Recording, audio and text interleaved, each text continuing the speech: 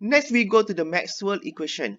So I already mentioned about Maxwell equation so many times before because this is very important. This is the basic of the EMTs.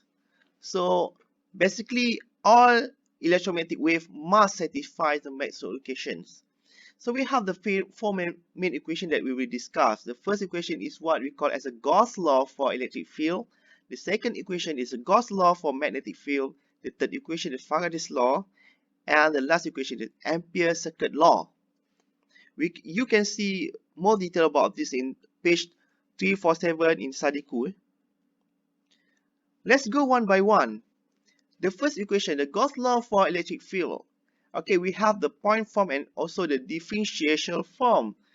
In the point form, we can write as a divergence of D equal to rho V. So you have to understand what is this equation is mean about. So in chapter 3 or chapter 4, we can see that when we have the charge, so when we shrink the volume of the charge into very small, we can see that basically the field coming out to a point, okay, is what we call as the divergence of D. Is basically equal to rho V. So we have the dot and we have the field coming out from the dot. And in the differential form, we can write as the closed integration of d dot ds is equal to basically the volume integration of rho v dv equal to q and close. This is the equation that we use to solve something related to the Gauss law. Right. Next, we have the Gauss law for magnetic field. In the point form, we can write as a divergence of B equal to 0, or in the differential form, the closed integration of B dot ds is equal to the volume integration of the divergence of B dv and equal to 0. What does this equation mean?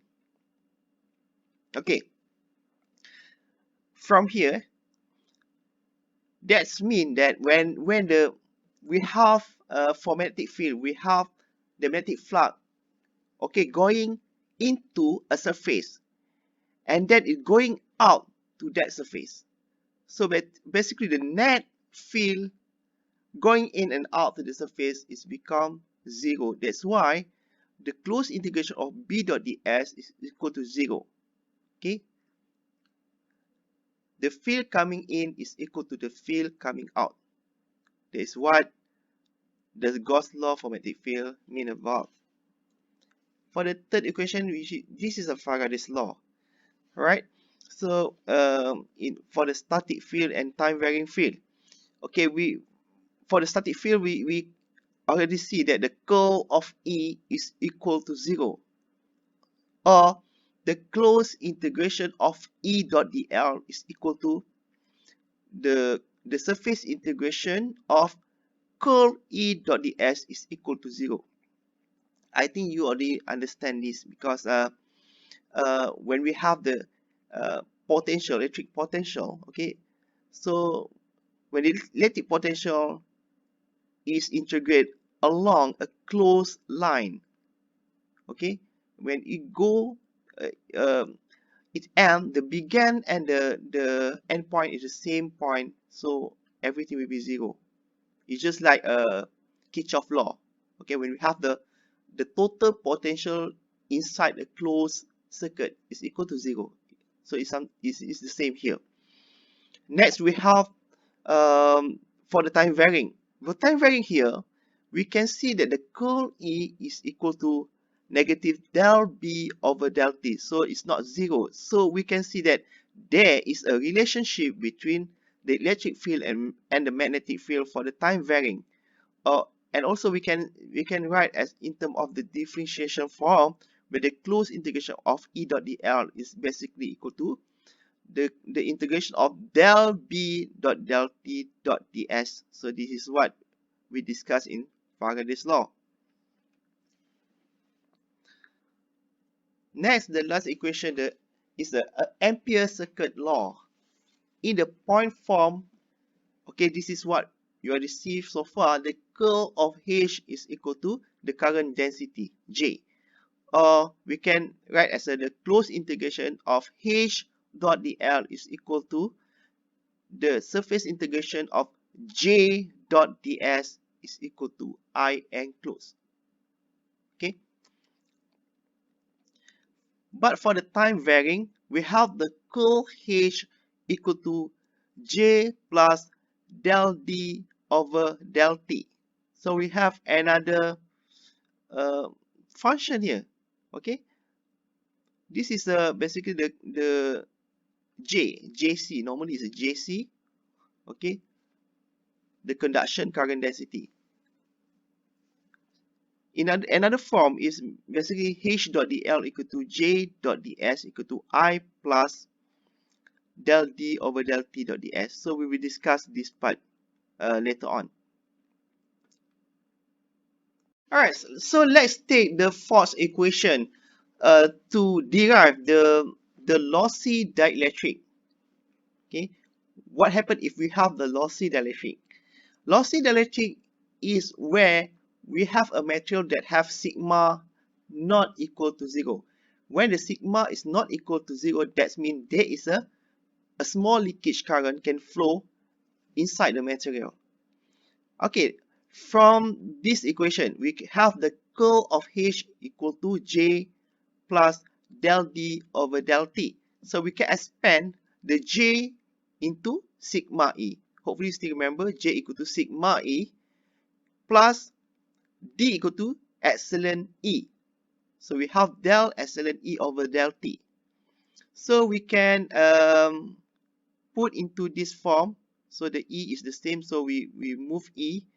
And in bracket is sigma plus J omega epsilon. Because the del over del T is basically equal to J omega. Right? So we have here is a J omega epsilon E.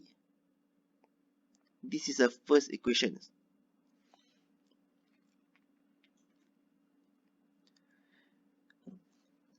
Alright, and then we can also write the curl here is equal to J plus del D over del T equal to sigma E plus del epsilon prime E over del T. So we have, this is for practical dielectric. This one for ideal dielectric where sigma equal to 0. Okay, when sigma equal to 0, this is 0 lah, this part.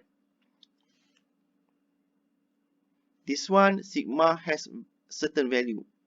Okay, so this is the second equations. Next, we have to compare the both ideal and practical equations. When we compare 1 equal to 2, so the J omega epsilon E equal to sigma plus J omega epsilon prime E. So the E is the same thing. So basically the J omega epsilon equal to J omega epsilon prime plus sigma. So we divide everything with J omega. So this is the final form. We have the epsilon equal to epsilon prime. So 1 plus sigma divided by J omega epsilon prime. So this part is what we call as a loss tangent. Okay, when the sigma is equal to 0, so we can see that epsilon equal to epsilon prime. So extra note, for a lossy dielectrics, the permittivity is a complex number. Normally the complex number represent the lossy part or the lossy component. Right, for example, if we have the lossless dielectric in parallel plate capacitor, so the capacitor is constructed by using the parallel conductor, and when we have the lossless dielectric, so what happens if when we apply the electrical potential, it has the electric field here, so we have only the JD. This JD is what we call as a displacement current density. The JD is equal to del D over del T. So we have, in this form, we have the capacitor and we have a displacement current flowing through the capacitor or inside the capacitor. For the lossy dielectric in parallel plate capacitor, so we have the lossy dielectric and we have a small leakage current. So there should be a small conduction current. So we have the JC here and we have the JD. Or we can represent in terms of circuit. We have the ID flowing through the C and we have the IC flowing through the resistance. So this is a leakage current. Now, let's see how we can determine the conduction current and displacement current inside the lossy dielectric capacitor. Basically, conduction current is a real current normally flow inside conductor or lossy material. It can be determined using the following formulas: IC equal to V divided by R. And we know from the previous part, R is equal to D divided by sigma S. Therefore, IC equal to V sigma S divided by D. For displacement current, it can flow even without conductor. The displacement current depends on the material behavior, referred to epsilons, and frequency of signal, omega. From the formula, ID equal to J omega CV. And we know from the previous parts, C equal to epsilon S divided by D. Therefore, the displacement current equal to J omega epsilon S divided by D multiplied by V.